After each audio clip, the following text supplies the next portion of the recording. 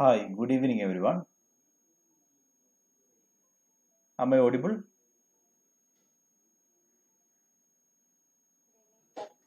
Good evening. So, ഇന്നത്തെ session നമ്മൾ അവസാനത്തെ ലെക്ചറിൽ ഇതിൽ നമ്മൾ കുറച്ച് ഇമ്പോർട്ടൻറ്റ് ടോപ്പിക്സ് എടുത്ത് ഇമ്പോർട്ടൻറ്റ് പ്രീവിയസ് ക്വസ്റ്റ്യൻസ് എടുത്തിട്ട് ആ ഏരിയാസ് കൂടുതലായിട്ട് ഡിസ്കസ് ചെയ്യുന്ന രീതിയിലായിരിക്കും പോകുന്നത്. ബിക്കോസ് ലാസ്റ്റ് രണ്ട് സെഷനിൽ നമ്മൾ കുറച്ച് ബേസിക് കാര്യങ്ങളെല്ലാം പറഞ്ഞിരുന്നു. ഇവൻ ദോ ലാസ്റ്റ് സെഷൻ നമുക്ക് കംപ്ലീറ്റ് ചെയ്യാൻ സാധിച്ചില്ലെങ്കിലും ബേസിക് തിങ്സ് നമ്മളവിടെ പറഞ്ഞിട്ടുണ്ട്. അതിൻ്റെ ഒരു കണ്ടിന്യൂഷൻ എന്നുള്ള രീതിയിലും അതോടൊപ്പം തന്നെ പ്രീവിയസ് ക്വസ്റ്റ്യൻസ് റിലേറ്റ് ചെയ്തു വന്നിരിക്കുന്ന ഓരോ ടോപ്പിക്സും എന്താണെന്ന് നമുക്ക് മനസ്സിലാക്കാം. ഓക്കെ, അതിനുവേണ്ടിയാണ് ഇന്നത്തെ സെഷൻ. So let start. ഓരോ ക്വസ്റ്റ്യൻസ് ആണ്. ക്വസ്റ്റ്യൻ റിലേറ്റ് ചെയ്ത് വരുന്ന ഓരോ ഏരിയയെ പറ്റിയും നമ്മൾ കംപ്ലീറ്റ് ആയിട്ട് ഡിസ്കസ് ചെയ്യും. അങ്ങനെ ഒരു 1 hour മേളിൽ വരുന്ന ഒരു സെഷൻ ആയിരിക്കും ഇന്ന്. Okay, so let start. First question: A source of renewable power which can be a source of renewable power which can be developed with minimum cost is. ഒരു മിനിമം കോസ്റ്റ് വഴി നമുക്ക് develop ചെയ്യാവുന്ന renewable power ഏതാണ്? Okay, which we have some options. Biomass is there, tidal power, windmills, geothermal energy. Okay, ഏതാണ് എന്ന് നോക്കുന്നതിന് മുമ്പ് നമുക്ക് ഇതിൻ്റെ എല്ലാത്തിൻ്റെയും എന്താണ് ഡിഫറെൻറ്റ് സോഴ്സസ് എന്നുള്ളത് നോക്കാം. അതിന് മുമ്പായിട്ട് ആൻസർ ഈസ് ബയോമാസ്. ഏറ്റവും മിനിമം കോസ്റ്റിൽ നമുക്ക് ക്രിയേറ്റ് ചെയ്യാവുന്നത് ബയോമാസ് ആണ്. So what is this biomass? എന്താണ് biomass? Biomass power is a renewable source that can be generated with minimum cost.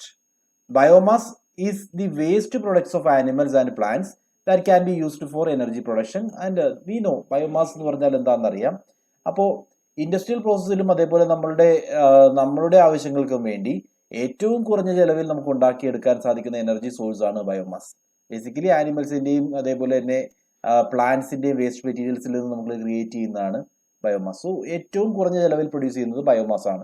നമുക്ക് തന്നിരുന്ന ഓപ്ഷനിൽ ഡിഫറെൻറ്റ് ഏരിയാസ് ആണ്. ബയോമാസിനെ പറ്റി പറയുന്നുണ്ട്, ടൈഡൽ പവർ ഉണ്ട്, windmills, geothermal energy. അപ്പോൾ നമ്മൾ എപ്പോഴും പ്രീവിയസ് ക്വസ്റ്റ്യൻസ് അനലൈസ് ചെയ്യുമ്പോൾ പ്രീവിയസ് ക്വസ്റ്റ്യൻസ് ഏതൊരു എക്സാമുമായി ബന്ധപ്പെട്ടായാലും, ഇപ്പോൾ especially for UGC NET previous questions നമ്മൾ ഇവാലുവേറ്റ് ചെയ്യുമ്പോൾ ചെയ്യേണ്ടത് ഈ തന്നിരിക്കുന്ന ക്വസ്റ്റ്യൻ്റെ ഏരിയ മൊത്തമായിട്ട് മനസ്സിലാക്കുക എന്നുള്ളതാണ്.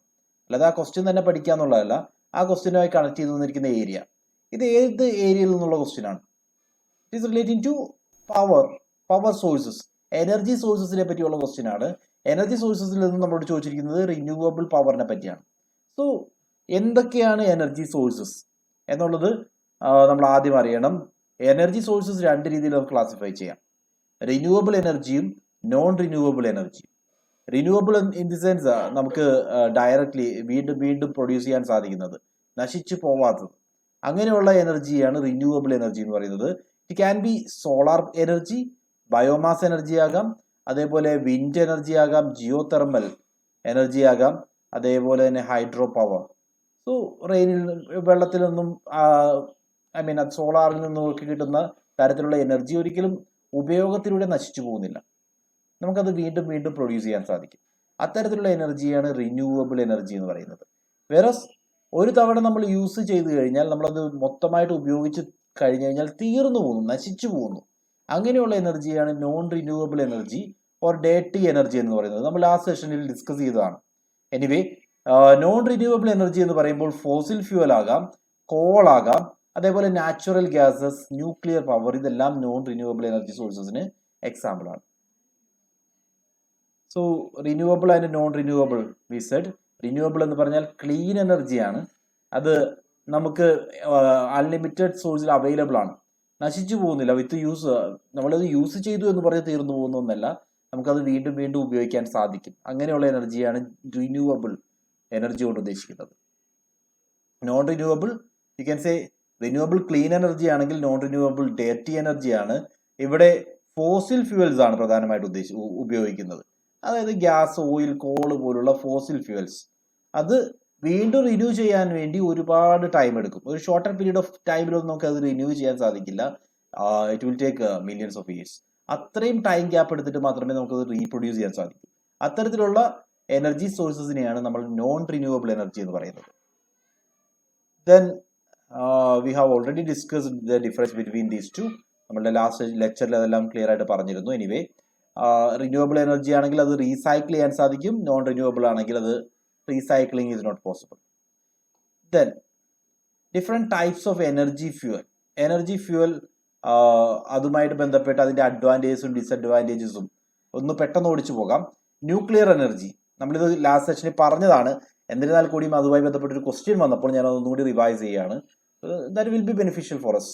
അതിനുവേണ്ടിയാണ് റിന്യൂവബിൾ എനർജിയുടെ കേസിൽ, ഐ മീൻ നമ്മളിപ്പോൾ പറഞ്ഞ ഡിഫറെൻറ്റ് സോഴ്സ് ഓഫ് എനർജിയുടെ കേസിൽ നമ്മൾ കുറച്ച് എനർജി അതിൻ്റെ സോഴ്സും എങ്ങനെയാണത് അഡ്വാൻറ്റേജ് ആകുന്നത്, എങ്ങനെയാണ് ഡിസഡ്വാൻറ്റേജ് ആകുന്നത് ഇത് ഈ ഏരിയ പഠിക്കാനുള്ള റീസൺ ഇപ്പോൾ കണ്ട ക്വസ്റ്റ്യൻ ആണ്. ഇപ്പോൾ കണ്ട ക്വസ്റ്റ്യൻ എന്തായിരുന്നു എന്ന് നിങ്ങളൊന്ന് ആലോചിച്ച് നോക്കി. ക്വസ്റ്റ്യൻ ഇതാണ്: ഏറ്റവും മിനിമം കോസ്റ്റിൽ ക്രിയേറ്റ് ചെയ്യാവുന്ന എനർജി എന്നാണ് ചോദിച്ചിരുന്നത്.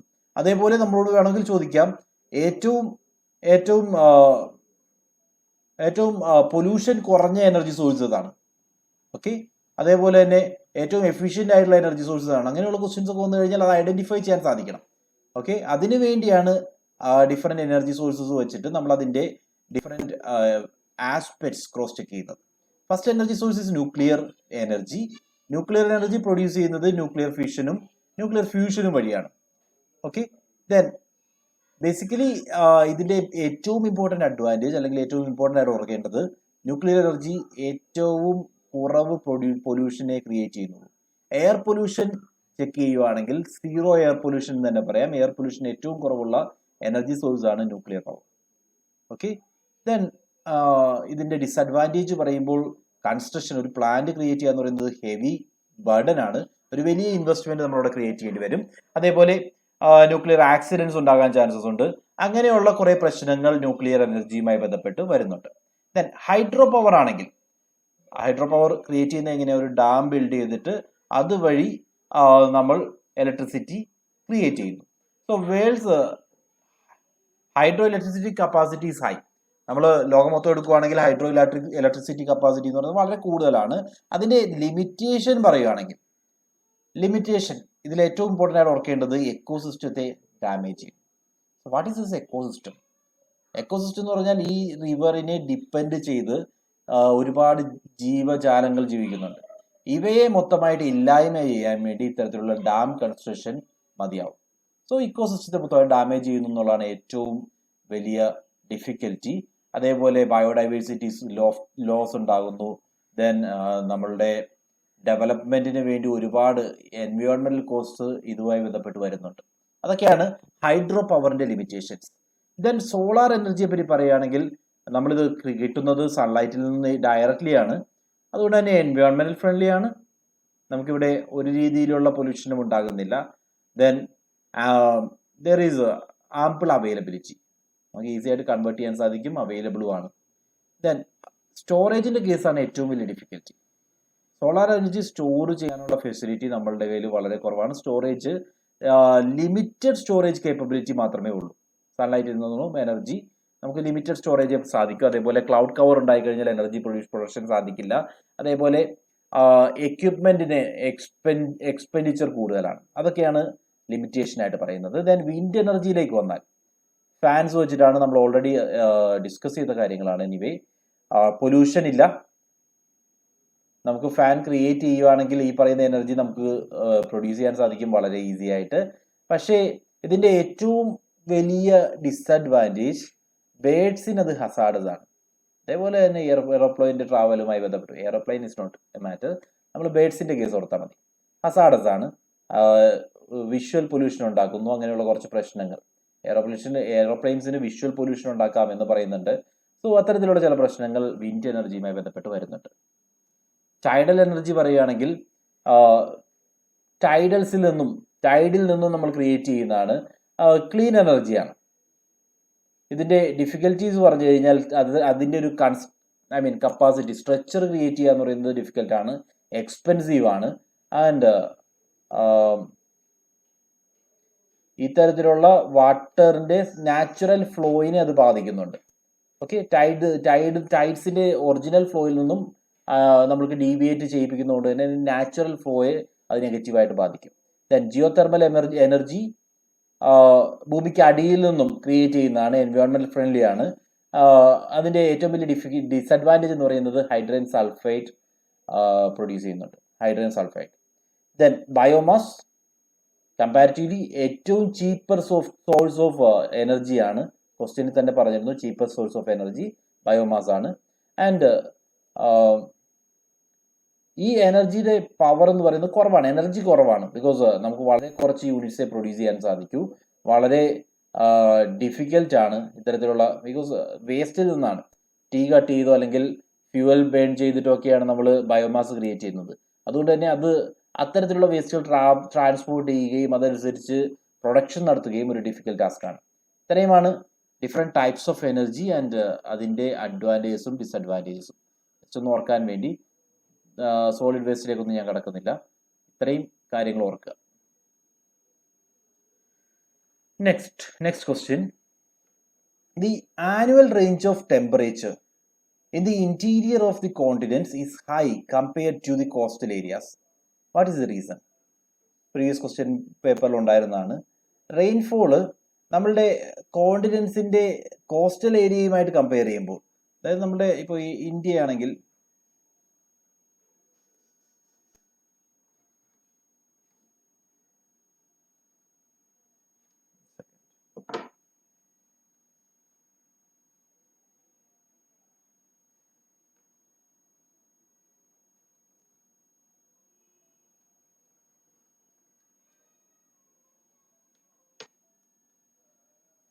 ഓക്കെ, സോ റെയിൻഫോളിന്റെ കേസ്, അതായത് നമ്മൾ ഇപ്പോൾ ഒരു ലാൻഡ് മാസ് ഉണ്ടെങ്കിൽ, ഇപ്പോൾ ഇന്ത്യയുടെ ഒരു സ്ട്രക്ചറാണെന്ന് വിചാരിക്കുക, ഈ ലാൻഡ് മാസിന്റെ കോസ്റ്റൽ ഏരിയയേക്കാൾ ഉള്ളിലേക്ക് റെയിൻഫോൾ കൂടുതലായിരിക്കും. എന്തുകൊണ്ടാണത് എന്നാണ് ചോദ്യം. The annual range of temperature in interior of the continent is high compared to coastal areas. Temperature വൈസും റെയിൻ വൈസും എല്ലാം ഇന്റീരിയർ ഏരിയയിലേക്ക് വരുമ്പോൾ കൂടുതലായിരിക്കും. അതിനുള്ള റീസൺ എന്താണെന്നാണ് ചോദ്യം. അതിന്റെ റീസൺ ആയിട്ട് നമുക്ക് ഡിഫറെന്റ് ഓപ്ഷൻസ് വന്നിട്ടുണ്ട്. Thermal difference between land and water, ലാൻഡും വാട്ടറും തമ്മിലുള്ള ടെമ്പറേച്ചറിലുള്ള ഡിഫറൻസ്. അതേപോലെ variation in altitude between continents and ocean, ഓഷനും കോണ്ടിനെന്റും അത് തമ്മിലുള്ള ഓൾട്ടിറ്റ്യൂഡിന്റെ, അതായത് ഓഷൻ ഫ്ലോറും ദെൻ കോണ്ടിനെന്റ് എന്ന് പറയുമ്പോൾ ഉയരത്തിലാണ്, ആ ഓൾട്ടിറ്റ്യൂഡിന്റെ ഡിഫറൻസ് കാരണമാണെന്നാണ് രണ്ടാമത്തെ ഓപ്ഷൻ പറയുന്നത്. മൂന്നാമത്തെ option variance of presence of strong winds in the interior ഏരിയയിലേക്ക് വരുമ്പോൾ സ്ട്രോങ്ങർ വിൻഡ്സ് ഉണ്ട്, അതുകൊണ്ടാണ്. And finally heavy rains in the interior as compared to coastal region. Coastal റീജിയനേക്കാൾ കൂടുതൽ മഴ കിട്ടുന്നതുകൊണ്ടാണ് ടെമ്പറേച്ചർ അവിടെ കൂടുന്നത്. സോ ഇതാണ് നമുക്ക് തന്നിരിക്കുന്ന 4 ഓപ്ഷൻസ്. ഇതിൽ നിന്നും ഏതൊക്കെയാണ് കറക്റ്റ് ആൻസർ എന്ന് നമ്മൾ നോക്കണം. സോ എന്താണ് ഇതിനുള്ള പ്രധാന റീസൺ?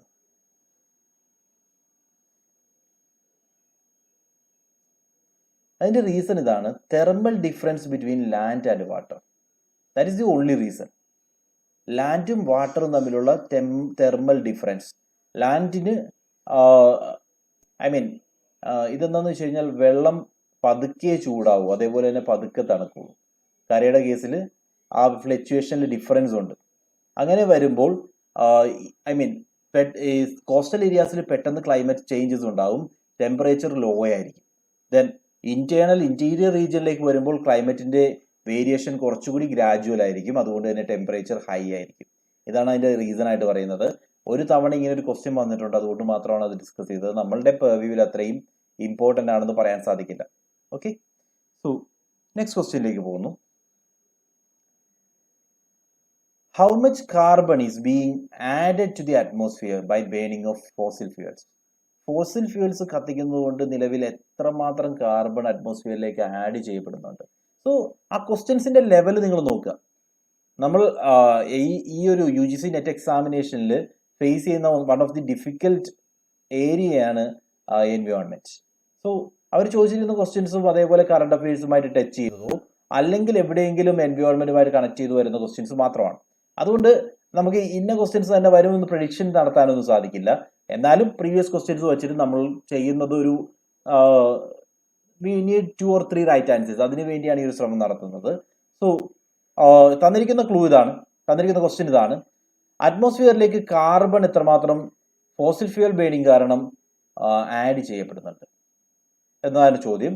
സോ ഇവിടെ വി ഹാവ് സം ഓപ്ഷൻസ്. ഞാൻ ആ ഓപ്ഷൻസിലേക്ക് പോകുന്നതിന് മുമ്പ്, fossil fuel is one of the reasons through carbon is added to the atmosphere. ഈ റീസെന്റ് ഒരു റിപ്പോർട്ട് വന്നിരുന്നു 2019 GCP റിപ്പോർട്ട്. ആ റിപ്പോർട്ട് പ്രകാരം 6 to 9 million carbon 6 to 9 billion carbon is added to the atmosphere എന്നാണ് പറയുന്നത്. സോ അതുമായിട്ട് ബന്ധപ്പെട്ട് ആ ഒരു റിപ്പോർട്ടുമായി ബന്ധപ്പെട്ടിട്ടാണ് ഈ ക്വസ്റ്റ്യൻ വന്നത്. ഇത് അങ്ങനെ തന്നെ പഠിക്കാനല്ല ഞാൻ പറഞ്ഞത്. ഇത്തരത്തിലുള്ള എന്തെങ്കിലും കറണ്ട് അഫയേഴ്സുമായിട്ട് കണക്ട് ചെയ്ത് വന്നിട്ടുണ്ടെങ്കിൽ, കറണ്ട് അഫയേഴ്സിൽ എൻവയോൺമെന്റുമായിട്ട് ബന്ധപ്പെട്ട ടോപ്പിക്സ് നിങ്ങളൊന്ന് ഫോളോ ചെയ്യുന്നത് നല്ലതായിരിക്കും. അത്തരത്തിലുള്ള ക്വസ്റ്റ്യൻസ് ആണ് എൻവയോൺമെന്റിൽ വരുന്നത്. Okay, then natural vegetation of an area needs to be preserved for the future, mainly for the purpose of. എന്തിനു വേണ്ടിയാണ് നാച്ചുറൽ വെജിറ്റേഷൻ പ്രിസർവ് ചെയ്യേണ്ടത്? സോ നോർമലി എങ്ങനെയാണോ കണ്ടീഷൻ, ആ നാച്ചുറൽ വെജിറ്റേഷൻ അതേ രീതിയിൽ പ്രിസർവ് ചെയ്യേണ്ടതിന്റെ ആവശ്യകത എന്താണ്? Providing habitat for birds, preventing soil erosion, study by scientist, providing material for breeding new species. So ഇതിനുള്ള റീസൺ എന്താണ്? നമ്മളൊരു നാച്ചുറൽ വെജിറ്റേഷൻ ഉണ്ടെങ്കിൽ അത് അതേപടി നിലനിർത്തണം, ഹ്യൂമൻ ഇന്റർവെൻഷൻ കാരണം അത് മാറ്റി പുതിയൊരു രീതിയിലേക്ക് മാറരുത് എന്ന് പറയാനുള്ള റീസൺ എന്താണ്? Major reason.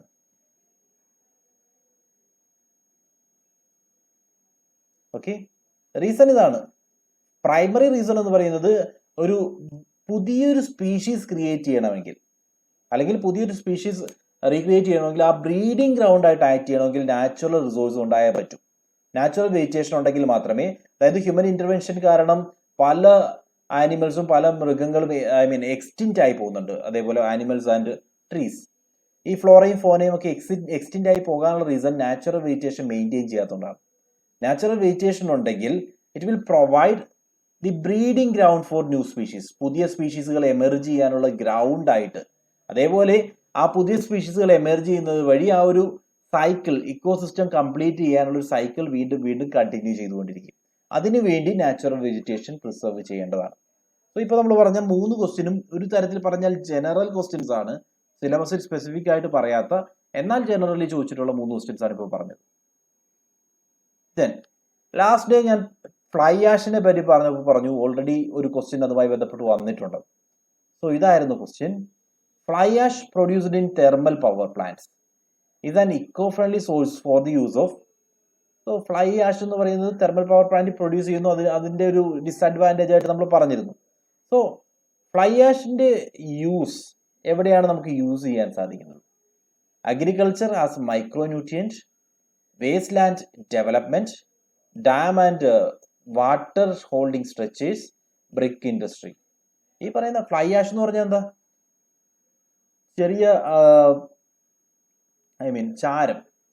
ഓക്കെ, ആ ചാരം പോലുള്ള കണികകൾ നമ്മളുടെ എയറിലേക്ക് എയറിനെ പൊല്യൂട്ടഡ് ആക്കുന്നു. ആ ഒരു സിറ്റുവേഷൻ, അതിനെയാണ് നമ്മൾ ഫ്ലൈ ആഷ് എന്ന് പറയുന്നത്. ഇത് നമുക്ക് എവിടെ ഉപയോഗിക്കാൻ സാധിക്കുമെന്നാണ് പറഞ്ഞിട്ടുള്ളത്. സോ ആ ക്വസ്റ്റ്യൻ പ്രകാരം അഗ്രികൾച്ചറിൽ നമുക്കൊരു മൈക്രോ ന്യൂട്രിയൻറ്റ് എന്നുള്ള രീതിയിൽ ഉപയോഗിക്കാം, സോ ന്യൂട്രീഷൻ എന്നുള്ള രീതിയിൽ ഉപയോഗിക്കാം, വേസ്റ്റ് ലാൻഡ് ഡെവലപ്മെന്റിന് വേണ്ടി ഉപയോഗിക്കാം, dam and water holding structures, dam ബിൽഡിങ്ങിനും അതേപോലുള്ള മറ്റ് സ്ട്രക്ചേഴ്സും ബിൽഡ് ചെയ്യാൻ വേണ്ടി, ദെൻ ബ്രിക്ക് ഇൻഡസ്ട്രിയുടെ കൺസ്ട്രക്ഷന് വേണ്ടി. സോ ഇവിടെ ഓർക്കുക, ഇങ്ങനെ നമുക്ക് തരുന്ന ക്വസ്റ്റ്യൻസിൽ, ഇങ്ങനെ നമുക്ക് ഓപ്ഷൻസ് തരുന്ന ക്വസ്റ്റ്യൻസിൽ മിക്കവാറും ഓൾ ഓഫ് ദി അബോവ് ആയിരിക്കും, എല്ലാം റൈറ്റ് ആൻസേഴ്സ് ആയിരിക്കും. Because fly ash is used as a supplementary cementitious material, അതായത് നമ്മളുടെ സിമെന്റ് ആൻഡ് കോൺക്രീറ്റ് കൺസ്ട്രക്ഷന് വേണ്ടി യൂസ് ചെയ്യുന്ന ഒരു മെറ്റീരിയൽ ആയിട്ട് ഇത് ഉപയോഗിക്കുന്നുണ്ട്. ഓക്കെ, സിമെന്റ് ആൻഡ് കോൺക്രീറ്റ് മെറ്റീരിയൽസിന് വേണ്ടി. സോ ഇത് പ്രധാനമായിട്ടും ഉപയോഗിക്കുന്ന ഏരിയാസ് പറയുകയാണെങ്കിൽ കൺസ്ട്രക്ഷൻ ഓഫ് ദി സ്ട്രക്ചേഴ്സ്, എന്തെങ്കിലും ബിൽഡിങ്ങോ അതുപോലുള്ള സാധനങ്ങൾ, അപ്പോൾ ഡാം നിർമ്മിക്കാൻ വേണ്ടി ഉപയോഗിക്കാം. മാനുഫാക്ചറിങ് ഓഫ് ബ്രിക്ക് ഉണ്ടാക്കാൻ വേണ്ടി, ദെൻ മാനുഫാക്ചർ ഓഫ് സിമെന്റ് ഉണ്ടാക്കാൻ, ദെൻ ഫെർട്ടിലൈസേഴ്സിന് വേണ്ടി, in a dam and water holding structures, as a replacement for white cement, road construction. ഇങ്ങനെ പറയുമ്പോൾ എല്ലാ ഏരിയയിലും ഫെർട്ടിലൈസർ ആയിട്ട് ഉപയോഗിക്കുന്നതുകൊണ്ട് നമുക്ക് അഗ്രികൾച്ചർ പർപ്പസിന് വേണ്ടി ഉപയോഗിക്കാം. സോ എല്ലാ ഏരിയയിലും ഇത് ഉപയോഗിക്കാൻ സാധിക്കും. So all of the above ആണ് റൈറ്റ് ആൻസർ. ഓക്കെ, ഇതൊരു കോൺക്രീറ്റ് പോലെയാണ് ഫ്ലൈ ആഷ്. കോൺക്രീറ്റ് പോലുള്ള ഒരു മെറ്റീരിയൽ ക്രിയേറ്റ് ചെയ്യാൻ വേണ്ടി ഇത് ഹെൽപ്ഫുൾ ആയിരിക്കും. അതിന്റെ റോ മെറ്റീരിയൽ ആയിട്ട് നമുക്ക് ഫ്ലൈ ആഷ് ഉപയോഗിക്കാൻ സാധിക്കും. അതായിരുന്നു ഫ്ലൈ ആഷിനെ പറ്റി ചോദിച്ച ക്വസ്റ്റ്യൻ. ദെൻ പൊല്യൂഷനുമായി ബന്ധപ്പെട്ട് ഫസ്റ്റ് ലെക്ചറിൽ തന്നെ നമ്മൾ പറഞ്ഞ കുറച്ച് കാര്യങ്ങളുണ്ട്. അവിടെ നമ്മൾ ഡിസ്കസ് ചെയ്തത് what you mean by pollution. പൊല്യൂഷന്റെ ബേസിക് കൺസെപ്റ്റ് പറഞ്ഞു. അതായത് സോളിഡ്, ലിക്വിഡ് അല്ലെങ്കിൽ ഗ്യാസ് ആയിട്ടുള്ള എന്തെങ്കിലും ഒരു സബ്സ്റ്റൻസ് അത് എൻവയോൺമെന്റിലേക്ക് റിലീസ് ചെയ്യപ്പെട്ട് കഴിഞ്ഞാൽ, ഓക്കെ, റിലീസ് ചെയ്യപ്പെടുന്നു, അതിനുശേഷം അത് റീസൈക്കിൾ ചെയ്യാനുള്ള ടൈം പീരീഡിൽ റീസൈക്കിൾ ചെയ്യാൻ സാധിക്കുന്നില്ല. അങ്ങനെ ഒരു സിറ്റുവേഷനെയാണ് നമ്മൾ പൊല്യൂഷൻ എന്ന് പറയുന്നത്. So there are two types of pollution. Pollutants രണ്ട് തരത്തിലുണ്ട്, ബയോഡിഗ്രേഡബിളും നോൺ ബയോഡിഗ്രേഡബിളും. ഫസ്റ്റ് ലെക്ചറിൽ പറഞ്ഞാണ്, ഞാൻ റിപ്പീറ്റ് ചെയ്യുന്നില്ല. So air pollution, water and land pollution, noise pollution, ഇതെല്ലാം നമ്മൾ ഡിസ്കസ് ചെയ്തു. സോ പൊല്യൂഷനുമായി ബന്ധപ്പെട്ടാണ് ആ ഒരു ക്വസ്റ്റ്യൻ വന്നിരുന്നത് ഫ്ലൈ ആഷിനെ പറ്റി. Then, which of the following type of natural disasters has no definite beginning and end? ഏത് ടൈപ്പ് ഓഫ് നാച്ചുറൽ ഡിസാസ്റ്ററിനാണ് ഒരു കൃത്യമായിട്ടുള്ള ബിഗിനിങ്ങോ ഒരു കൃത്യമായിട്ടുള്ള എൻഡോ ഇല്ലാത്തത്? Can you say? ഇത് കുറച്ചുകൂടി നമുക്ക് ഈസി ആവുകയാണ്. ഇനിയുള്ള ഏരിയാസ്, ഇതുവരെ പറഞ്ഞ ഏരിയാസിൽ കുറച്ച് കോംപ്ലിക്കേറ്റഡ് ആയിരുന്നു, അതുകൊണ്ടാണ് ഞാൻ അത് ഓപ്പൺ ചെയ്യാറുന്നത്. ഇപ്പൊ ഞാൻ ഓപ്പൺ ചെയ്യുന്നു. പറയൂ, ഏത് നാച്ചുറൽ ഡിസാസ്റ്ററിനാണ് ഒരു ഡെഫിനിറ്റ് എൻഡോ ഡെഫിനിറ്റ് ബിഗിനിങ്ങോ കാണാൻ സാധിക്കാത്തത്? Is it earth, landslide, hurricane, drought? Okay, Nandini. So ഓരോന്നും എന്താണെന്ന് നമ്മൾ നോക്കണം, ഓരോന്നും എന്താണെന്ന് മനസ്സിലാക്കിയിരിക്കണം. So earthquake, landslide, hurricane and drought. ഇതിനകത്ത് ഡ്രോട്ടിന്റെ കേസ് പറയുകയാണെങ്കിൽ, ഡ്രോട്ട് എന്ന് പറഞ്ഞാൽ ഒരു വരൾച്ച സിറ്റുവേഷൻ ആണ്. എവിടം തൊട്ട് സ്റ്റാർട്ട് ചെയ്യുന്നോ എവിടം കൊണ്ട് എൻഡ് ചെയ്യുമെന്നോ നമുക്ക് കൃത്യമായിട്ട് വ്യക്തമായിട്ട് പറയാൻ സാധിക്കില്ല. ഓക്കെ, വരൾച്ച വരുന്ന ആ ഒരു സിറ്റുവേഷൻ. സോ ഡ്രോട്ടിന്റെ കേസിൽ ഒരു ഡെഫിനിറ്റ് ബിഗിനിങ്ങോ ഡെഫിനിറ്റ് എൻഡോ നമുക്ക് കാണാൻ സാധിക്കില്ല. No one can define when it began and when it will be ended or when it has ended. അത് ചില ഏരിയയിൽ കണ്ടിന്യൂ ചെയ്യും, ചില ഏരിയയിൽ ഓൾറെഡി എൻഡ് ചെയ്തിട്ടുണ്ടാകും. കൃത്യമായിട്ടുള്ള ഒരു എൻഡിങ് പോയിന്റ് നമുക്ക് അവിടെ കാണാൻ സാധിക്കില്ല. ദെൻ മറ്റുള്ള ഏതൊരു ഡിസാസ്റ്റർ എടുത്തു കഴിഞ്ഞാൽ ഇപ്പോൾ നമുക്ക് പലപ്പോഴും കൺഫ്യൂഷൻ ആവുന്നത് എർത്ത് ക്വേക്കുമായിട്ടാണ്. എർത്ത് ക്വേക്കിന് കൃത്യമായിട്ടുള്ള ഒരു ബിഗിനിങ് ഉണ്ട്. ആ ബിഗിനിങ് ടൈമിലാണ് നമ്മൾ ആ സിസ്മോമീറ്ററിനകത്ത് കൃത്യമായിട്ടൊരു വേരിയേഷൻ കാണുന്നത്. അതേപോലെ അതിന് കൃത്യമായിട്ടുള്ളൊരു എൻഡും ഉണ്ട്. ഒരിക്കലും ഒരു കണ്ടിന്യൂസ് ആക്ടിവിറ്റി അല്ല, നമുക്കത് പോയിന്റ് ചെയ്ത് കൃത്യമായിട്ട് പറയാൻ സാധിക്കും എർത്ത് ക്വേക്കിന്റെ കേസിൽ. സോ ഡ്രോട്ടിന്റെ കേസ് ആണെങ്കിൽ ഓരോ കാര്യങ്ങളും എടുത്തൊന്നും ഒന്നും കൂടി ഒന്ന് ഡീറ്റെയിൽ ചെയ്യുകയാണെങ്കിൽ, drought is A prolonged dry period in natural climate cycle. മൊത്തമായിട്ട് കുറേ നാളത്തേക്ക് അങ്ങ് ഡ്രൈ ആകുന്നു, കുറേ നാളത്തേക്ക് അങ്ങ് വരൾച്ച നേരിടുന്നു, അതാണ് ഉദ്ദേശിക്കുന്നത്. നാച്ചുറൽ ക്ലൈമറ്റ് സൈക്കിളിൽ റെയിൻ കിട്ടുന്നില്ല, അല്ലെങ്കിൽ അവിടെ ഒരു എന്താ പറയുക, ഈ എൻവയോൺമെന്റ് ഫ്രണ്ട്ലി ആയിട്ടുള്ള ഒരു അറ്റ്മോസ്ഫിയർ ക്രിയേറ്റ് ചെയ്യുന്നില്ല. അങ്ങനെ ഒരു സിറ്റുവേഷനാണ് ഡ്രോട്ട് എന്ന് പറയുന്നത്. It is a slow onset phenomenon caused by rainfall deficit combined with other predisposing factors. Basic thing is, എന്തുകൊണ്ട് ഡ്രോട്ട് ഉണ്ടാവുന്നു എന്ന് ചോദിച്ചു കഴിഞ്ഞാൽ, rainfall is the basic factor. മഴ കിട്ടാതെ വരുന്നു, അതാണ് പ്രധാന കാരണം. അതുമായി ബന്ധപ്പെട്ട് മറ്റ് ചില ഫാക്ടേഴ്സ് കൂടി, മഴ കിട്ടാതെ വരുമ്പോൾ അതിലുമായി കണക്ട് ചെയ്തു വരുന്ന ലൈഫ്സിനെ മൊത്തമായിട്ട് അത് ബാധിക്കുന്നു. അങ്ങനെ ഒരു പ്രൊലോങ്ഡ് ടൈം പീരീഡിലേക്കുള്ള ഒരു ഡ്രൈ പീരീഡിനെയാണ് നമ്മൾ ഡ്രോട്ട് എന്ന് പറയുന്നത്. Drought often results in mass displacement of population. Drought സംഭവിച്ചു കഴിഞ്ഞാൽ, ഒരിടത്ത് വരൾച്ച വന്നു കഴിഞ്ഞാൽ അവിടെയുള്ള ആളുകൾ മൊത്തം, അതേപോലെ തന്നെ ആനിമൽസും ബേഡ്സും എല്ലാം ആ ഒരു പ്ലേസ് വിട്ടുപോകും. അവിടെ വിട്ടുപോയിട്ട് വേറെ പുതിയ സ്ഥലങ്ങൾ തേടി പൊയ്ക്കൊണ്ടിരിക്കും. ഇതാണ് ഡ്രോട്ടിന്റെ result. Then drought leads to water and food shortages and is likely to have a long-term environmental, economic and health impact on the population. So water shortage വരുന്നു, ഫുഡ് ഷോർട്ടേജ് വരുന്നു. ഒരു ഷോർട്ട് പീരീഡിലേക്കല്ല, ലോങ്ങർ പീരീഡത്തേക്ക് എൻവയോൺമെന്റ് ബേസ് ചെയ്തും അതേപോലെ economical ബേസിലും അതേപോലെ തന്നെ health ബേസിലുമുള്ള issues ഇത് കാരണമുണ്ടാകാം. Then it's often, നമുക്ക് ഇതെല്ലാം പറയുന്നുണ്ടെങ്കിലും ഡെഫിനിറ്റ് എൻഡും ഡെഫിനിറ്റ് ബിഗിനിങ്ങും ഇല്ലെന്ന് പറയുന്നുണ്ടെങ്കിലും ഡ്രോട്ട് വരാൻ പോവുകയാണ് എന്ന് നമുക്ക് പ്രെഡിക്റ്റ് ചെയ്യാൻ സാധിക്കും. വരൾച്ച ഉണ്ടാകാനുള്ള ചാൻസസ് ഉണ്ട്. ബിക്കോസ് റെയിൻഫോളിന്റെ ഷോർട്ടേജ് വരുമ്പോൾ നമുക്ക് പ്രെഡിക്റ്റ് ചെയ്യാം വരൾച്ച വരാൻ ചാൻസ് ഉണ്ട്. റെയിൻഫോൾ കണ്ടിന്യൂസ്ലി കിട്ടുന്നില്ലെങ്കിൽ വരൾച്ചയിലേക്ക് പോയിക്കൊണ്ടിരിക്കുകയാണെന്ന് നമുക്ക് പറയാൻ സാധിക്കും. അങ്ങനെയുള്ള സിറ്റുവേഷനിൽ ഡ്രോട്ട് നമുക്ക് പ്രെഡിക്റ്റ് ചെയ്യാൻ സാധിക്കും. സോ ഇതാണ് ഡ്രോട്ടിനെ പറ്റി. Then hurricane, typhoon and cyclones, ഇതെല്ലാം ഒന്ന് തന്നെയാണ്, പല പേരുകൾ അറിയപ്പെടുന്നു പല റീജിയനിൽ. ഹരിക്കെയിൻ എന്ന് പറഞ്ഞാലും ടൈഫൂൺ എന്ന് പറഞ്ഞാലും സൈക്ലോൺസ് എന്ന് പറഞ്ഞാലും എല്ലാം, അതേപോലെ വില്ലീസ് എന്ന് പറയും, ഇതെല്ലാം ഉദ്ദേശിക്കുന്നത് സൈക്ലോൺസിന് തന്നെയാണ്. Refers to the same weather phenomenon where a large storm fills in circle. ഒരു ചുഴലിക്കാറ്റ്, അതാണ് സംഭവം. You will see the cloud of storms turning into spiral, though touch down on the ground. So ഇത്തരത്തിലുള്ള സ്റ്റോമുകൾ ക്രിയേറ്റ് ചെയ്യുന്നു, ചുഴലിക്കാറ്റുകൾ create ചെയ്യുന്നു, ഗ്രൗണ്ടിൽ touch ചെയ്യുന്നു, then ഒരു സൈക്ലിക്കൽ മോഷനിൽ കറങ്ങിക്കൊണ്ടിരിക്കുന്നു. ഇതാണ് ഹറിക്കെയിൻ ആയാലും ടൈഫൂൺ ആയാലും സൈക്ലോൺ ആയാലും. പക്ഷെ എന്തുകൊണ്ട് ഇതിന് ഡിഫറെന്റ് പേര് വരുന്നു? ഡിഫറെന്റ് നെയിംസ് വരാനുള്ള കാരണം ഡിഫറെന്റ് റീജിയൻ ബേസ് ചെയ്തിട്ടാണ്. ഓരോ റീജിയനിലേക്ക് വരുമ്പോഴും അതിന് ഓരോ പേരാണ്, അല്ലാതെ മറ്റൊരു ഡിഫറൻസസും ഇത് തമ്മിൽ കാണില്ല.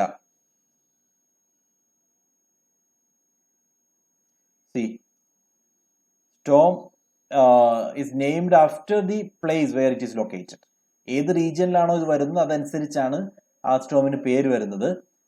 The storm is called hurricane if it happens in Atlantic or Northern Pacific Ocean. Atlantic or Northern Pacific regionിലാണെങ്കിൽ hurricane. Then northwestern part of Pacific ആണെങ്കിൽ it is called typhoon. Southwestern part of western പെസഫിക്കോ Indian ഓഷനിലോ happen ചെയ്യുവാണെങ്കിൽ അതിനെ cyclone എന്ന് വിളിക്കും. Okay, I will show you. See, ഇവിടെ കാണാൻ പറ്റും, ഇതെല്ലാം നമ്മൾ പറഞ്ഞ സൈക്ലോൺസ് തന്നെയാണ്. ഇന്ത്യൻ ഓഷനിലാണെങ്കിൽ അതിനെ സൈക്ലോൺസ് എന്ന് പറയും. സൗത്ത് പസഫിക് ആയാലും അതിനെ സൈക്ലോൺസ് എന്ന് പറയും. ഞാൻ ഇക്വേറ്ററിന്റെ മുകളിലാണ്, അതായത് അമേരിക്കയുടെ റീജിയൻസിലാണെങ്കിൽ വെസ്റ്റേൺ പസഫിക് ആണെങ്കിൽ അത് typhoons എന്നറിയപ്പെടും. Then this is America കേട്ടോ, പറഞ്ഞ മാറിപ്പോയി. എനിവേ, നമ്മുടെ ചൈനീസ് റീജിയനിലാണെങ്കിൽ ചൈന വരുന്ന ഈ റീജിയനിലാണെങ്കിൽ ടൈഫൂൺ എന്നറിയപ്പെടും. അമേരിക്കയിലേക്ക് വരുന്നതാണെങ്കിൽ അതിനെ ഹറിക്കെയിൻസ് എന്നറിയപ്പെടും അമേരിക്കൻ റീജിയനിൽ. So these are the different names for the same thing. ഒന്ന് ഓർക്കണം, ജസ്റ്റ് ഒന്ന് ഓർക്കാൻ വേണ്ടി, ഹറിക്കെയിൻസ് നോർത്ത് അമേരിക്ക, അറ്റ്ലാന്റിക് ബേസിൻ എന്ന് പറഞ്ഞു കഴിഞ്ഞാൽ അറ്റ്ലാന്റിക് ബേസിനും ഈസ്റ്റേൺ പെസഫിക്കും അത് രണ്ടും വരുന്നത് അമേരിക്കയുടെ നെയ്ബർഹുഡ് ആണ്. അമേരിക്കയിലേക്ക് വന്നു കഴിഞ്ഞാൽ ഇറ്റ്സ് കോൾഡ് ഹറിക്കെയിൻ. ഇനി അത് ചൈന ഈസ്റ്റ് ഏഷ്യ റീജിയനിലാണെങ്കിൽ അതിനെ ടൈഫൂൺസ് എന്ന് പറയും. ഇനി അത് ഇന്ത്യൻ ഓഷനിലാണെങ്കിൽ അത് സൈക്ലോൺസ് എന്നറിയപ്പെടും. സോ ആ 3 പേര് ഓർക്കാമല്ലോ. മാച്ച് ദി ഫോളോയിങ് എക്സ്പെക്ട് ചെയ്യുക, അങ്ങനത്തെ ക്വസ്റ്റ്യൻസ് വരാം.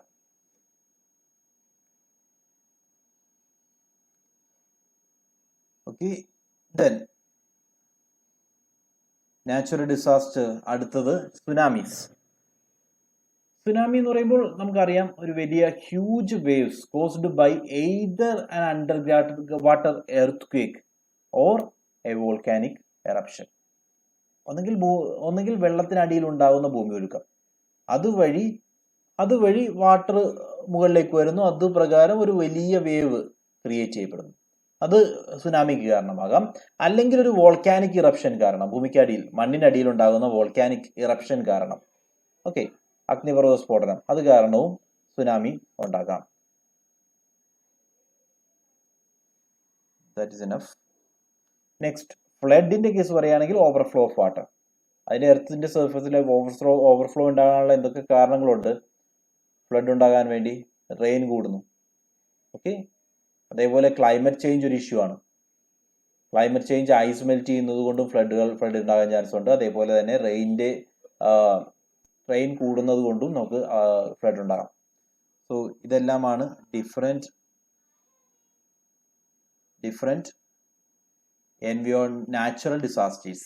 നമ്മൾ ഓൾറെഡി പറഞ്ഞത് drought, hurricanes, typhoon, cyclone, then tsunami, flood, ഇത്രയും കാര്യങ്ങളെ പറ്റി പറഞ്ഞു. സോ പറഞ്ഞ ടോപ്പിക്സിൽ ഏതെങ്കിലും ഡൗട്ട്സ് ഉണ്ടോ?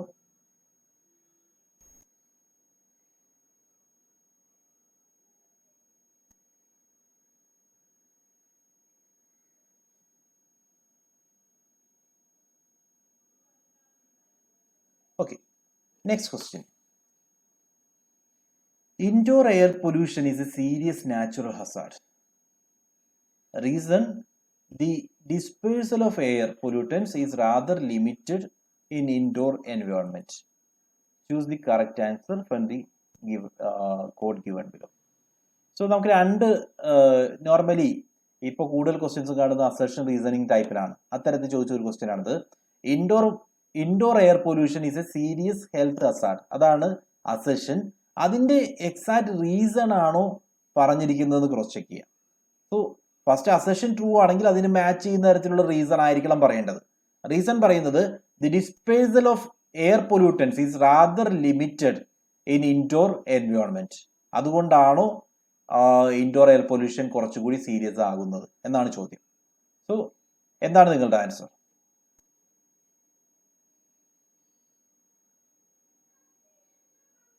രണ്ട് സ്റ്റേറ്റ്മെന്റ്സും ട്രൂ ആണോ? എ. ഓക്കെ, ഇത് ഇങ്ങനെയുള്ള ക്വസ്റ്റ്യൻസ് നമുക്ക് നമ്മളുടെ നോളജ് ചിന്തിച്ചാൽ മതി. നമ്മളുടെ ബേസിക് നോളജ് വെച്ചിട്ട് ഒന്ന് ആലോചിച്ച് നോക്കുക. ഇൻഡോറിൽ എയർ പൊല്യൂഷൻ ഉണ്ടായി കഴിഞ്ഞാൽ നമ്മളുടെ ഒരു മുറിക്കകത്ത് എയർ പൊല്യൂഷൻ ഉണ്ടായാൽ സംഭവിക്കും. ആ എയർ ഡിസ്പേഴ്സ്ഡ് ആയി പോകുമോ? ഇല്ല. ഓക്കെ, പൊല്യൂട്ടഡ് ആയിട്ടുള്ള എയർ അതേ മുറിയിൽ തന്നെ തങ്ങി നിൽക്കും. തങ്ങി നിൽക്കുമ്പോൾ അത് സീരിയസ് ഹെൽത്ത് ഹസാർഡ്സ് ക്രിയേറ്റ് ചെയ്യും. എന്തുകൊണ്ടാണ് തങ്ങി നിൽക്കുന്നത്? അത് ഡിസ്പേഴ്സ് ആയി പോവാത്തതുകൊണ്ടാണ്. So we got the answer. ഇവിടെ പറഞ്ഞിരിക്കുന്ന രണ്ട് കാര്യങ്ങളും പെർഫെക്റ്റ് അല്ലേ? Indoor air pollution is a serious health hazard, right? വീട്ടിനകത്ത് അല്ലെങ്കിൽ റൂമിനകത്ത് എയർ പൊല്യൂഷൻ ഉണ്ടായി കഴിഞ്ഞാൽ അത് നമ്മളെ സീരിയസ്ലി ബാധിക്കും ഔട്ട്ഡോറിനേക്കാളും. ബിക്കോസ് ഔട്ട്ഡോർ എന്ന് പറയുമ്പോൾ തുറന്നു കിടക്കുകയാണ്, ഇൻഡോർ എന്ന് പറയുമ്പോൾ അടഞ്ഞിരിക്കുകയാണ്. എയർ പൊല്യൂഷൻ നമ്മളെ ഡയറക്റ്റ് ആയിട്ട് ബാധിക്കും. Then the dispersal of air pollutants is rather limited. ഇൻഡോറിലേക്ക് വരുമ്പോൾ എയർ പൊല്യൂഷൻസ് ഡിസ്പേഴ്സ് ആയി പോകുന്നില്ല. അതുകൊണ്ടാണ് ഇത്തരത്തിലുള്ള സീരിയസ് ആയിട്ട് അത് മാറാനുള്ള പ്രധാന കാരണം. സോ അതാണ് അതാണ് അതിന്റെ answer. Both A and R R true and R is the correct explanation of A. രണ്ട് സ്റ്റേറ്റ്മെന്റും ട്രൂ ആണ്.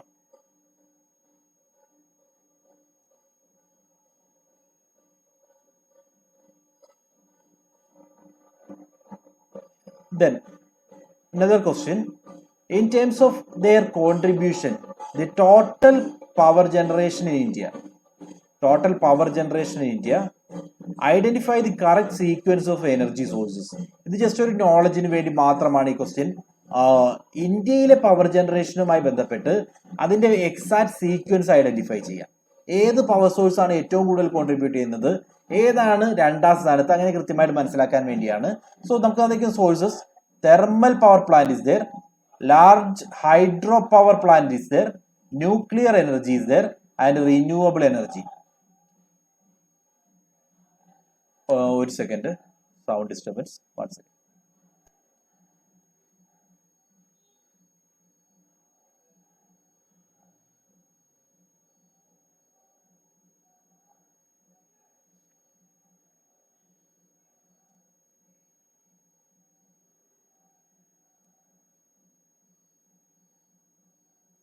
ഇലക്ഷന്റെ സെലിബ്രേഷൻസ് നടക്കുന്നതാണ്.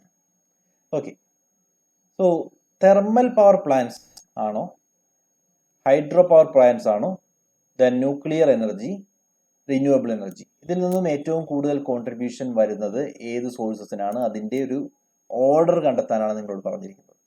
സോ അതിനുവേണ്ടി ഇന്ത്യയിലെ പ്രൊഡക്ഷൻ വെച്ച് ഡിവൈഡ് ചെയ്യുമ്പോൾ ഒഫീഷ്യൽ സൈറ്റിൽ നിന്നും എടുത്തിട്ടുള്ളതാണ്. തെർമൽ പവർ പ്ലാന്റ് 64% കോൺട്രിബ്യൂട്ട് ചെയ്യുന്നു.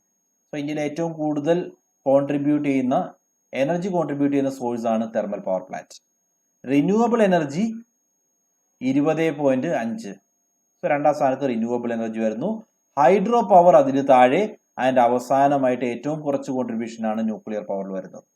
So thermal, renewable, hydro power and nuclear energy, ഇതാണ് 4 different sources. Okay,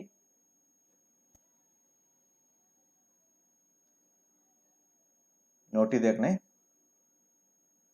Let's move on. Which of the following is considered as the major source of pollution in rivers of India? Indian റിവേഴ്സിലേക്ക് വരുമ്പോൾ ഏത് source ആണ് ഏറ്റവും കൂടുതൽ pollutant ആയിട്ട് act ചെയ്യുന്നത്? Unregulated small scale industry, untreated sewage, agriculture runoff, then thermal power plants. ഇതിലേതാണ് ഏറ്റവും കൂടുതൽ റിവേഴ്സിനെ പൊല്യൂട്ടൻ്റ് ആക്കുന്നത്? ഓക്കെ, സോ ഇന്ത്യയിലെ ഇന്ത്യയുടെ കേസിലേക്ക് വരുമ്പോൾ മേജർ പൊല്യൂഷൻ ക്രിയേറ്റ് ചെയ്യുന്നത്, മേജർ പൊല്യൂട്ടൻ്റ് ആയിട്ട് ആക്ട് ചെയ്യുന്നത് അൺട്രീറ്റഡ് സീവേജ് ആണ്. ഓക്കെ, വേൾഡ് വൈഡ് ആയിട്ട് എടുക്കുമ്പോൾ അൺട്രീറ്റഡ് സീവേജ് അല്ല, അഗ്രികൾച്ചർ റൺ ഓഫ് ആണ് ഏറ്റവും വലിയ പൊല്യൂട്ടൻ്റ് ആയിട്ട് ആക്ട് ചെയ്യുന്നത്. ഇന്ത്യയുടെ കേസിൽ, ക്വസ്റ്റ്യൻ ക്ലിയർ ആയിട്ട് ഇന്ത്യയെ പറ്റിയാണ് ചോദിക്കുന്നത്, ഇന്ത്യയുടെ കേസിൽ അൺട്രീറ്റഡ് സീവേജ് ആണ് ഏറ്റവും വലിയ പൊല്യൂട്ടൻ്റ് ആയിട്ട് ആക്ട് ചെയ്യുന്നത്. So the major concern for pollution in rivers of India is water pollution. Untreated sewage is the largest source of water pollution in India. Other different sources of pollution include agriculture runoff and unregulated small scale industry. ഇതെല്ലാം പൊല്യൂഷന് കാരണമാകുന്നുണ്ട്. ഏറ്റവും കൂടുതൽ pollute ചെയ്യുന്നത് untreated sewage ആണ്.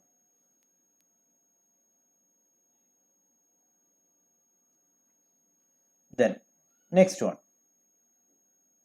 One of the main outcomes of Rio+20 conference was to develop a set of Rio+20 കോൺഫറൻസിന്റെ ബേസിൽ നമ്മൾ create ചെയ്തിരിക്കുന്ന ഗോൾസ് ഏതാണ്? Is it millennium or sustainable development goal എന്നുള്ളതാണ് ചോദ്യം, ഡയറക്റ്റ്ലി പറയുകയാണെങ്കിൽ. ഓക്കെ, സോ നമ്മളത് മിലേനിയം ഡെവലപ്മെന്റ് ഗോളും സസ്റ്റൈനബിൾ ഡെവലപ്മെന്റ് ഗോളും എടുത്തപ്പോൾ തന്നെ പറഞ്ഞു പോയതാണ്. എനിവേ ഒന്ന് നോക്കാം.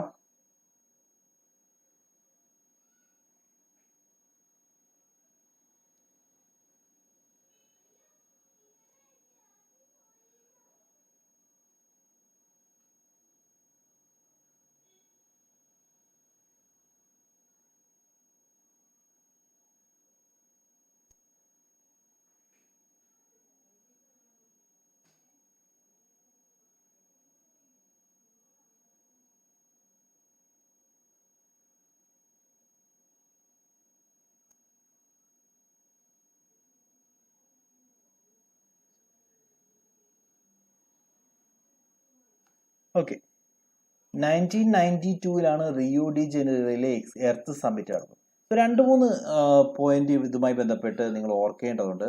അപ്പോൾ ഞാൻ ആ എൻവയോൺമെന്റുമായി ബന്ധപ്പെട്ട്, സസ്റ്റൈനബിൾ ഡെവലപ്മെന്റ് എൻവയോൺമെന്റ് ഇഷ്യൂമായി ബന്ധപ്പെട്ട് കുറച്ച് കാര്യങ്ങൾ പറയാൻ ആഗ്രഹിക്കുന്നു. ഒന്നാമതായിട്ട് നമ്മൾ United Nations millennium development goals already പറഞ്ഞു, റൈറ്റ്? സെപ്റ്റംബർ 2000 സൈൻ ചെയ്തതാണ്. സെപ്റ്റംബർ 2000 8 ഗോളുകൾ എല്ലാം നമ്മൾ ഓൾറെഡി ഡിസ്കസ് ചെയ്ത ടോപ്പിക്കാണ്. രണ്ടാമതായിട്ട് what is sustainable development? We already scene. Okay, sustainable development എന്ന് പറഞ്ഞാൽ development which means the needs of the present without compromising the ability of the future generations. നമ്മൾ പ്രസന്റ് ആയിട്ടുള്ള ആളുകളുടെ നീഡ്സ് എല്ലാം സാറ്റിസ്ഫൈ ചെയ്യുന്നു, അതേപോലെ തന്നെ ഫ്യൂച്ചറിന് വേണ്ടി മാറ്റി വെച്ചുകൊണ്ട് ഇത്തരത്തിലുള്ള നീഡ്സ് സാറ്റിസ്ഫൈ ചെയ്യുകയാണെങ്കിൽ അതിനെയാണ് സസ്റ്റൈനബിൾ ഡെവലപ്മെന്റ് എന്ന് പറയുന്നത്. So this is the most accepted definition of sustainable development which was given in Brundtland Commission. അവരുടെ റിപ്പോർട്ടിലാണ് ഈ ഒരു ഡെഫിനിഷൻ കൊടുത്തിട്ടുള്ളത്. സോ 2-3 ബേസിക് പോയിന്റ്സ് അതുമായി ബന്ധപ്പെട്ട് ഓർക്കണം. ആദ്യമായിട്ട് ഒരു എൻവയോൺമെന്റ് കൺസേൺ വരുന്നത് 1960s കൂടി മാത്രമാണ്. എൻവയോൺമെന്റ് നശിച്ചു പോവുകയാണ് എന്ന് ചിന്തിക്കാൻ തുടങ്ങുകയും അതിന് എഗെയിൻസ്റ്റ് ആയിട്ടുള്ള കോൺഫറൻസുകളും അതിന് എഗെയിൻസ്റ്റ് ആയിട്ടുള്ള സബ്മിറ്റുകളും കണ്ടക്ട് ചെയ്യാൻ തീരുമാനിക്കുന്നത് 1960s എൻഡോടുകൂടിയാണ്. അതിന്റെ റിസൾട്ട് ആയിരുന്നു Stockholm conference of 1972. It was the first step towards putting എൻവയോൺമെന്റൽ concern to the global agenda. Regional ലെവലിലൊക്കെ പല കോൺഫറൻസുകൾ നടന്നിട്ടുണ്ടെങ്കിലും ലോകത്തിനു മുമ്പിൽ ഇത്തരത്തിലുള്ള എൻവയോൺമെന്റൽ ഇഷ്യൂസ്, എൻവയോൺമെന്റൽ കൺസേൺ അവതരിപ്പിച്ച ആദ്യത്തെ കോൺഫറൻസ് ആയിരുന്നു Stockholm conference of 1972. Then it resulted in Stockholm Declaration along with the containing principles and action plan containing recommendation for environmental policy. So നമ്മൾ എൻവയോൺമെന്റ് എങ്ങനെയായിരിക്കണം, ഒരു വേൾഡ് വൈഡ് ബെറ്റർ എൻവയോൺമെന്റ് എങ്ങനെ create ചെയ്യണം, അതുമായി ബന്ധപ്പെട്ടൊരു എൻവയോൺമെന്റ് പോളിസി ഇതിന്റെ result Stockholm കോൺഫറൻസിന്റെ result ആയിട്ട് ക്രിയേറ്റ് ചെയ്യപ്പെടുകയുണ്ടായി. Then United Nations environment programme, സ്റ്റോക്ക്ഹോമിന്റെ അതേ ടൈമിൽ തന്നെ യുണൈറ്റഡ് നേഷൻസിന്റെ ഒരു സെപ്പറേറ്റ് വിങ് എൻവയോൺമെന്റൽ പ്രോഗ്രാം ക്രിയേറ്റ് ചെയ്യുന്നു. അത് ക്രിയേറ്റ് ചെയ്തത് 1972 ആണ്. And serves as a catalyst in developing and coordinating environmental focus in the programs of other organizations. ഒരു എൻവയോൺമെന്റ് കൺസേൺ വളർത്തുക എന്നുള്ള ലക്ഷ്യത്തോടു കൂടി യുണൈറ്റഡ് നേഷൻസിന്റെ ഓർഗൻ ആയിട്ടാണ് United Nations environment Programme work ചെയ്യുന്നത്. നമ്മളിവിടെ രണ്ട് കാര്യങ്ങൾ പറഞ്ഞു. ഒന്ന് സ്റ്റോക്ക്ഹോം കോൺഫറൻസ്, ആദ്യമായിട്ട് എൻവയോൺമെന്റൽ കൺസേൺ ലോകത്തിന് മുമ്പിൽ അവതരിപ്പിച്ച കോൺഫറൻസ് ആണ് സ്റ്റോക്ക്ഹോം കോൺഫറൻസ്. അതിന്റെ റിസൾട്ട് ആയിട്ട് പ്രിൻസിപ്പിൾസും ഒരു ആക്ഷൻ പ്ലാനും ക്രിയേറ്റ് ചെയ്യേണ്ടായി. ഇതിനെയാണ് സ്റ്റോക്ക്ഹോം ഡിക്ലറേഷൻ എന്നറിയപ്പെടുന്നത്. ഓക്കെ, പിന്നീട് അതേ വർഷം തന്നെയാണ് യുണൈറ്റഡ് നേഷൻസിന്റെ എൻവയോൺമെന്റ് പ്രോഗ്രാം ക്രിയേറ്റ് ചെയ്യുന്നത്. ആൻഡ് യുണൈറ്റഡ് നേഷൻസിന്റെ എൻവയോൺമെന്റ് റിലേറ്റഡ് ആയിട്ടുള്ള കാര്യങ്ങൾ, എൻവയോൺമെന്റുമായി ബന്ധപ്പെട്ട ഡിസിഷൻസും എൻവയോൺമെന്റുമായി ബന്ധപ്പെട്ട കൺസേൺസും അവതരിപ്പിക്കാനുള്ള ബോഡി ആയിട്ടാണ് United Nations environment Programme work ചെയ്യുന്നത്. ദെൻ പിന്നീട് 1992-ൽ, അതായത് നമ്മുടെ സ്റ്റോക്ക്ഹോം ഡിക്ലറേഷൻ കഴിഞ്ഞ് 20 വർഷം കഴിയുമ്പോൾ എർത്ത് സമ്മിറ്റ് കണ്ടക്ട് ചെയ്തു. This was the direct consequences of Brundtland commission report. It was held in Rio de Janeiro. അതുകൊണ്ട് ഇതിനെ റിയോ കൺവെൻഷൻ എന്ന് കൂടി പറയും. ബ്രെറ്റ്ലാൻഡ് കമ്മീഷൻ റിപ്പോർട്ടിന്റെ റിസൾട്ട് ആയിട്ടാണ് എർത്ത് സമ്മിറ്റ് നടക്കുന്നത്. ഇതെല്ലാം കുറച്ച് ടേംസ് ആണ്, നിങ്ങൾ ഓർക്കാൻ വേണ്ടിയാണ്. ബ്രെറ്റ്ലാൻഡ് കമ്മീഷൻ റിപ്പോർട്ട്, അതിന്റെ റിസൾട്ട് ആയിട്ട് എർത്ത് സമ്മിറ്റ് നടക്കുന്നു. മുമ്പ് സ്റ്റോക്ക്ഹോം സമ്മിറ്റ് നടന്നതുപോലെ തന്നെ എൻവയോൺമെന്റിനെ പറ്റി, എൻവയോൺമെന്റ് പ്രൊട്ടക്ഷനെ പറ്റി ചിന്തിക്കാൻ വേണ്ടി എർത്ത് സമ്മിറ്റ് നടക്കുന്നു 1992-ൽ. ഇതാണ് റിയോ എന്ന് പറയുന്നത്, റിയോ സമ്മിറ്റ്. സോ എന്തുകൊണ്ട് റിയോ സമ്മിറ്റ് എന്ന് പറയുന്നത്? It was happened in Rio de Janeiro. അവിടെ വെച്ചിട്ടായിരുന്നു ഈ കോൺഫറൻസ് ഹെൽഡ് ചെയ്തത്. Then the results of the conference were the following documents. ഇതിന്റെ എൻഡിൽ they decided to create something. അതിൽ ആദ്യമായിട്ട് ക്രിയേറ്റ് ചെയ്തത് ഒരു ഫ്രെയിംവർക്ക് കൺവെൻഷൻ ക്രിയേറ്റ് ചെയ്യുന്നു. അതായത് ക്ലൈമറ്റ് ചേഞ്ചിനെ മാനേജ് ചെയ്യാനും ക്ലൈമറ്റ് ചേഞ്ചിന്റെ വേരിയസ് ഇഷ്യൂസിനെ പറ്റി പഠിക്കാനും അതിന്മേൽ കാര്യങ്ങൾ തീരുമാനിക്കാനുമായിട്ട് the framework convention on climate change, UNFCC, ഇത് ഇങ്ങനൊരു ബോഡി ക്രിയേറ്റ് ചെയ്യുന്നത് എർത്ത് സമ്മിറ്റിന് ശേഷമാണ്, ഒന്നാമത്തെ ഓർഗൻ. Then അതിനുശേഷം they created a convention on biological diversity. മൂന്നാമതായിട്ട് a statement on forest principles. നാലാമതായിട്ട് റിയോ ഡിക്ലറേഷൻ. അഞ്ചാമതായിട്ട് അജണ്ട 21. ഇത്രയും കാര്യങ്ങളാണ് എർത്ത് സമ്മിറ്റിന്റെ റിസൾട്ട് ആയിട്ട് ക്രിയേറ്റ് ചെയ്യപ്പെട്ടത്. ഓക്കെ, സോ അവിടെ നിങ്ങൾ ഓർക്കേണ്ടത്, ഏറ്റവും ഇമ്പോർട്ടൻ്റ് ആയിട്ട് ഓർക്കേണ്ടത് ഈ റിയോ ഡിക്ലറേഷൻ ഓർക്കുക. ദെൻ കൺവെൻഷൻ ഓൺ ബയോഡൈവേഴ്സിറ്റി, അതിനേക്കാൾ കൂടുതലായിട്ട് the framework convention on climate change, അത് ക്രിയേറ്റ് ചെയ്തത് എർത്ത് സമ്മിറ്റിലാണെന്ന് ഓർക്കണം. Okay, then SDG, sustainable development goal, നമ്മൾ ഓൾറെഡി പറഞ്ഞു. 2030 അജണ്ടയാണ് 2015-ൽ ക്രിയേറ്റ് ചെയ്യുന്നതാണ്.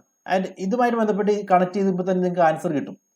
എർത്ത് സമ്മിറ്റ്, അതായത് റിയോ സമ്മിറ്റ് നടക്കുന്നത് 1992-ലാണ്. റിയോ +20 എന്ന് പറഞ്ഞാൽ ദാറ്റ് വിൽ ബി ഇൻ +20, 20 വർഷം കൂടി കഴിഞ്ഞതിന് ശേഷമുള്ള സമ്മിറ്റ് ആണ്. ആ സമ്മിറ്റ് നടക്കുന്നത് 2012-ലായിരിക്കും. സോ ആ സമ്മിറ്റ് പ്രകാരം സസ്റ്റൈനബിൾ ഡെവലപ്മെന്റ് ഗോൾസ് അക്സെപ്റ്റ് ചെയ്യും. ഓക്കെ, സോ ആൻസർ, ക്വസ്റ്റ്യന്റെ ആൻസർ സസ്റ്റൈനബിൾ ഡെവലപ്മെന്റ് ഗോൾസ് ആണ്. നമ്മൾ ചോദിച്ചിരുന്നത് one of the main outcomes of Rio +20 conference. Rio +20, Rio conference എന്ന് പറയുന്നത് 1992 എർത്ത് സമ്മിറ്റ് ആണ്. +10 2002, +20 2012. സോ മിലേനിയം ഡെവലപ്മെന്റ് ഗോൾസ് എന്ന് പറയുന്നത് റിയോ +10 ആണ്. അല്ലെങ്കിൽ അതിന് മുമ്പെന്ന് നമുക്ക് പറയാം 2000 തൊട്ട് 2015 വരെ എന്നുള്ള രീതിയിലാണ് മിലേനിയം ഡെവലപ്മെന്റ് ഗോൾസ് വരുന്നത്. സസ്റ്റൈനബിൾ ഡെവലപ്മെന്റ് ഗോൾസ് വരുന്നത് 2015 തൊട്ട് 2030 വരെ എന്നുള്ള രീതിയിലാണ്.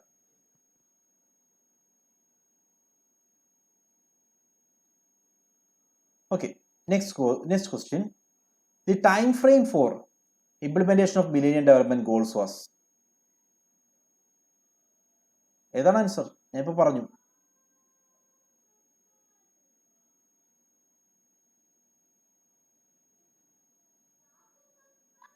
(2000 to 2015). 2015 ആയപ്പോൾ മില്ലേനിയം ഡെവലപ്മെന്റ് ഗോൾസ് അജണ്ട തീർന്നു, ടൈം ഫ്രെയിം കഴിഞ്ഞു. അപ്പോൾ അതിനുശേഷം പുതുതായിട്ട് നമ്മൾ ഇൻട്രൊഡ്യൂസ് ചെയ്തതാണ് സസ്റ്റൈനബിൾ ഡെവലപ്മെന്റ് ഗോൾസ്. അത് 2030 വരെ. അതുകൊണ്ട് അതിനെ അജണ്ട 2030 എന്നും പറയും. Agenda 2030.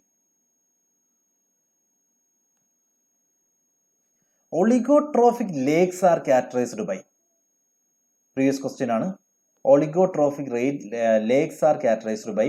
There were 3 questions from this area. ഇതേ ലേക്കിനെ പറ്റി മുമ്പ് 3 തവണ ചോദിച്ചിട്ടുണ്ട്.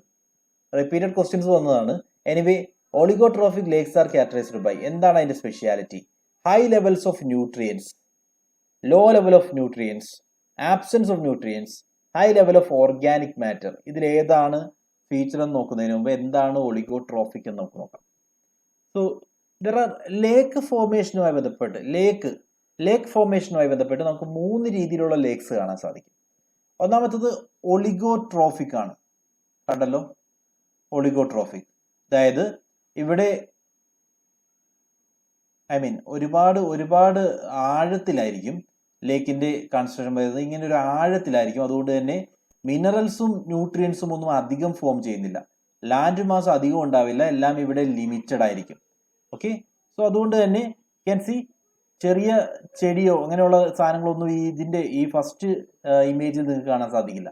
രണ്ടാമത്തെ ആകുമ്പോൾ മിസോട്രോഫിക് എന്ന് പറയുന്നത് ഈ കുറച്ച്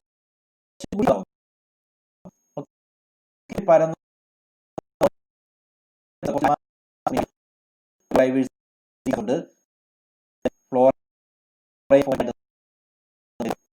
അതിന്റെ നെക്സ്റ്റ് സ്റ്റേജ് ആണ് eutrophic. Different lake forms and third one is eutrophic. Oligotrophic എന്ന് പറയുമ്പോൾ low levels of organic matter. എന്തുകൊണ്ടാണ് ലോ ലെവൽസ് ആയത്? ആഴം കൂടുതലാണ്. അതുകൊണ്ട് തന്നെ ഓർഗാനിക് മാറ്ററിന്റെ കണ്ടന്റ് ലെവൽസ് വളരെ കുറവായിരിക്കും. Okay,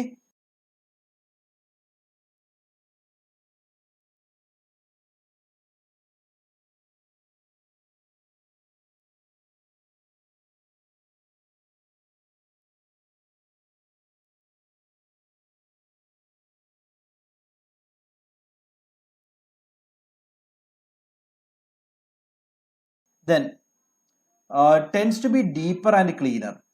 Oxygen rich bottom supports cold water fish such as trout. നമുക്ക് ബേസിക് ലെവലിലുള്ള നോളജ് മതി.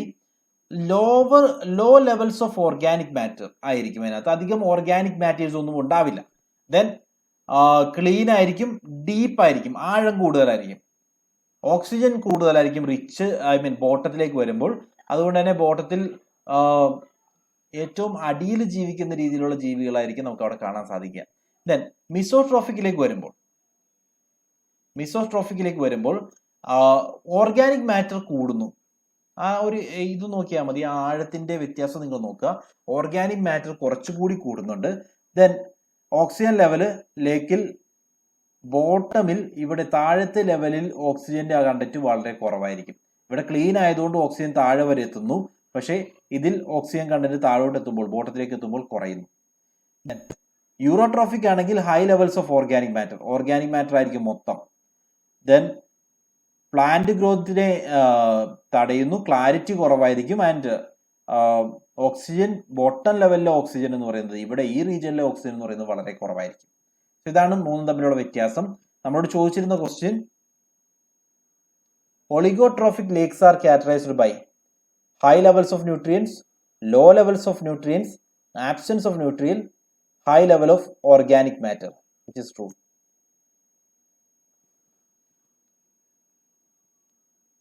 ന്യൂട്രിയൻസിന്റെ കേസ് എങ്ങനെയാ?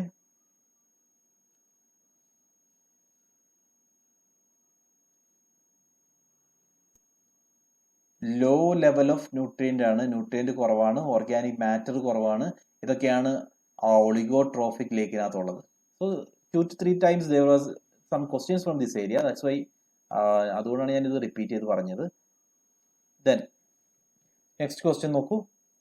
Consider the following statement in the context of Millennium Development Goals adopted by United Nations. തന്നിരിക്കുന്നതിൽ ഏതാണ് millennium development goal അല്ലാത്തത് എന്നുള്ളതാണ് ചോദ്യം. Okay, so ഇതിൽ ഏതൊക്കെയാണ് മില്ലേനിയം ഡെവലപ്മെന്റ് ഗോൾ ആയതെന്ന് കണ്ടുപിടിക്കുക. അല്ലാത്ത നമുക്ക് ഐഡന്റിഫൈ ചെയ്യാം.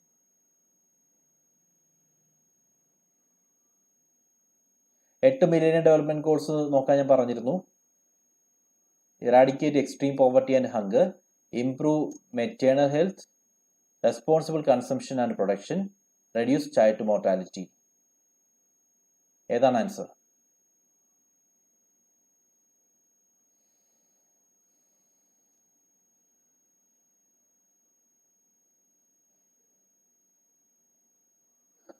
ഏതൊക്കെയാണ് മില്ലേനിയം ഡെവലപ്മെന്റ് ഗോൾ? ഏതാണ് അല്ലാത്തത്?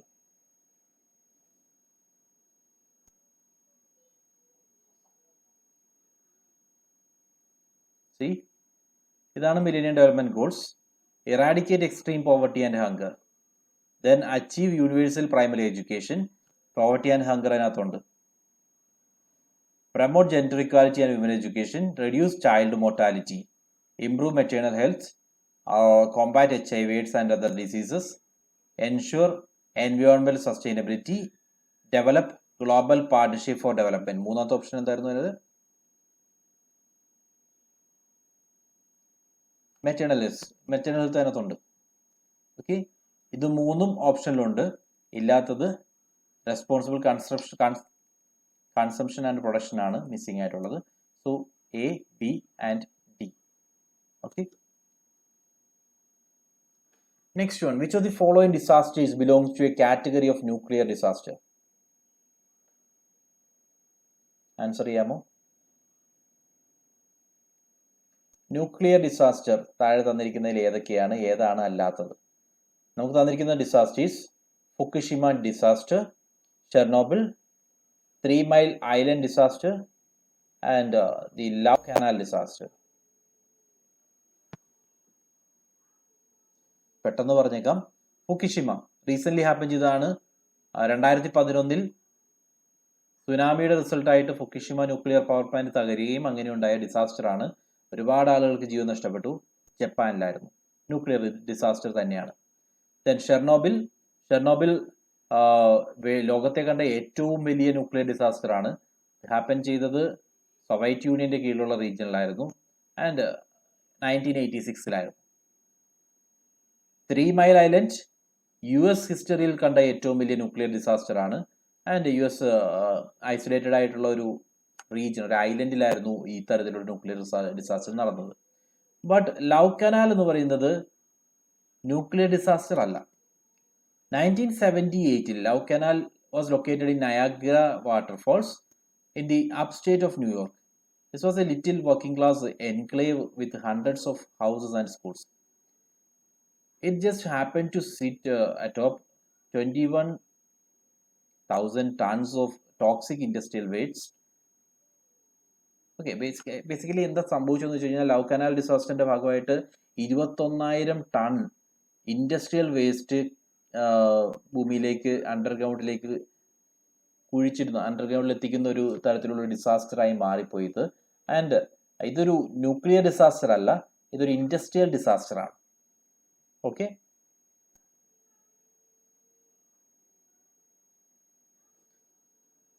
സോ ഇതിൽ ഇങ്ങനൊരു ക്വസ്റ്റ്യൻ ചോദിക്കാനുള്ള കാരണം ഫുക്കുഷിമ അറിഞ്ഞേ പറ്റൂ.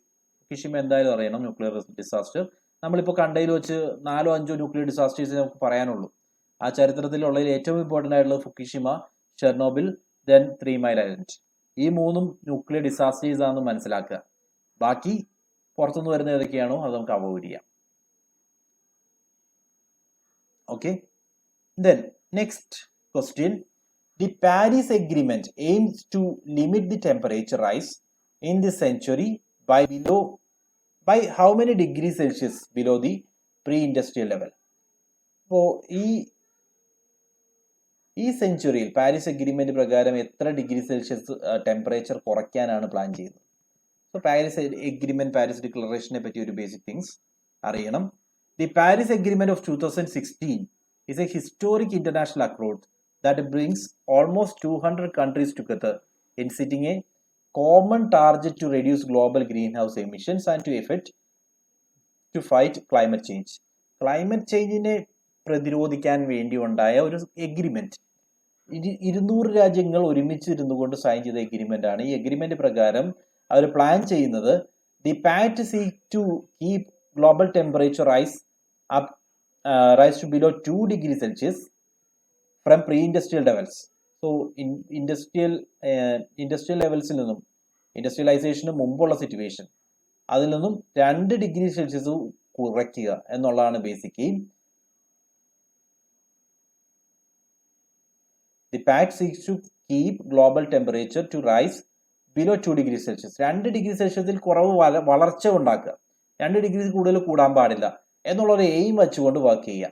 and tries to limit the temperature increase even further to 1.5 degree Celsius. അതായത് ഇവിടുത്തെ രണ്ട് ലെവൽസ് നിങ്ങൾക്ക് കാണാൻ സാധിക്കും. ഒന്ന് 2 ഡിഗ്രി സെൽഷ്യസ് ആണ്. ഇത് പറയുന്നത് ഗ്ലോബൽ